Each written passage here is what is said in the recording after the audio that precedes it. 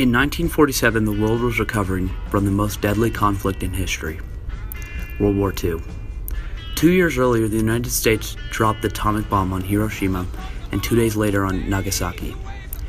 Dropping the atomic bomb started a new conflict that would go on for 44 years. By 1947, the Truman Doctrine, a document that pledges U.S. aid to any country that is threatened by Soviet expansionism, has started the Cold War. After the Third Reich fell, the Soviet Union and the United States were left the world's superpowers. Yet politically and economically, the two had profound differences. The Iron Curtain then descended between the East Bloc and West Bloc. The United States Phase 1 was to contain communism and not let it spread, while in Europe there was a divide between communistic and capitalistic states. In other parts of the world, they were fighting over spreading communism and containing communism. These wars were called proxy wars. The third proxy war, which is most recognized today as the Vietnam War, was very influential. While Rob Hampton was commissioned in 1969 and was supposed to be sent to Vietnam, but as luck would have it, he was sent to Germany to fight the Vietnam War. My place started it started before I was born.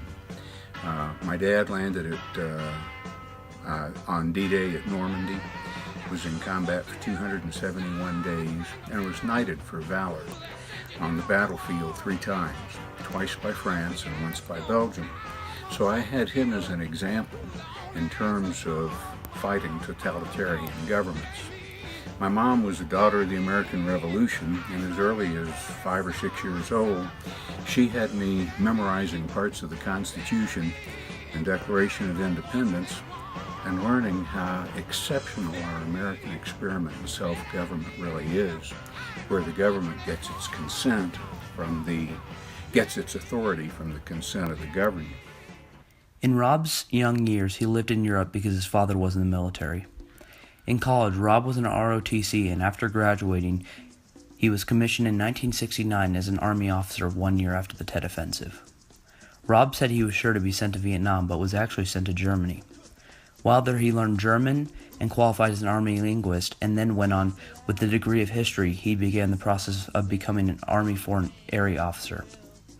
Had the Soviets ever attacked Western Europe, he would keep all non-combat civilians out of the way of moving armies. He would also be in an assembled group that would gather refugees, establish sanitation kitchens, and schools that would teach people what's wrong with communism. What is wrong with communism? Well, the really fastest and simplest answer is look at the 20th century. Conservative estimates by people who don't want to admit that communism is bad is that communist dictators only killed 100 million people. Let me see here. There was Joseph Stalin in Russia, about 30 million people. There was Mao Zedong in China, easily killed 60 million people, most of whom died from starvation. While Rob's military buddies were fighting a physical war across the globe, he was fighting a political war of ideology.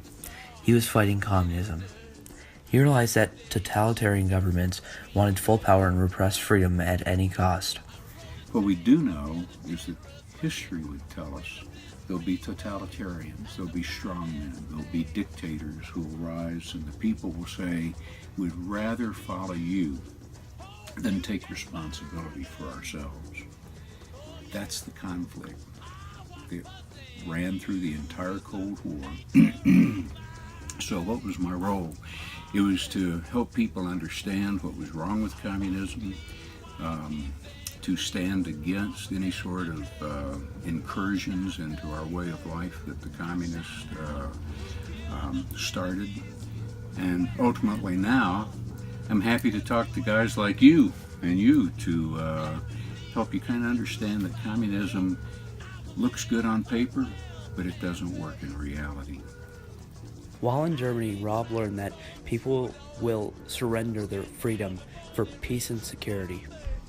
People will surrender all of their rights in order to gain personal peace and security. If I can go home at night, watch TV, and drink my glass of wine, play ball with the kids, I don't want to know what's going on outside my house. He also explains what a government is built for and what it does for the people. Instead of having a system that allows people to move, to come up and down in the social strata or the governmental strata, and above all, that convinces people that the purpose of government is not to rule, the purpose of government is to serve.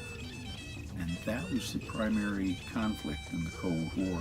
Rob's experience took him through his entire life, and his experience tells that totalitarian governments will always be around trying to influence whoever they can.